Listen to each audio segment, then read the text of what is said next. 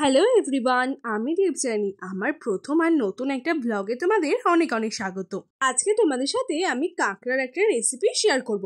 আর জানো তো, এই কাঁকড়াগুলো না আমার অনেক দিন ধরে খাওয়ার ইচ্ছে ছিল, আর তাই আমার মামা আমার জন্য এই কাঁকড়াগুলোকে নিয়ে এসেছিল। সে শিবপুর থেকে চণ্ডীতলাতে নিয়ে এসেছিল।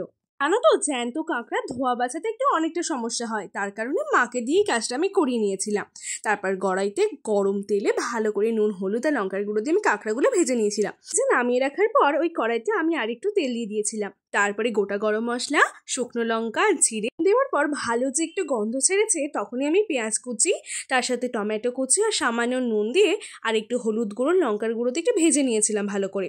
তারপরে দিয়ে দিয়েছিলাম আদা রসুনের পেস্ট। এটা দিয়ে একটু ভালো করে কষানোর পরে দিয়ে দিয়েছিলাম জিরে গুঁড়ো আর ধনে গুঁড়ো। আর এটা ভালো করে কষিয়ে নেওয়ার পর মশলা থেকে যখন তেল ছেড়ে আসবে, তখনই না কাঁকড়ার যে ঘিটা ছিল আমি সেটা দিয়ে দিয়েছিলাম। আর তারপরে আগে থেকে ভেজে রাখা কাঁকড়া আর জল দিয়ে ভালো করে সিদ্ধ করে আর নামানোর সময় ধনেপাতা দিয়ে দিয়েছিলাম। আজকে কাঁকড়া ঝাল ছাড়া হয়েছিল মাছের তেল আর ঝিঙে আলু পোস্ত। আর ভিডিওটা ভালো লাগলে সাবস্ক্রাইব করে দিও।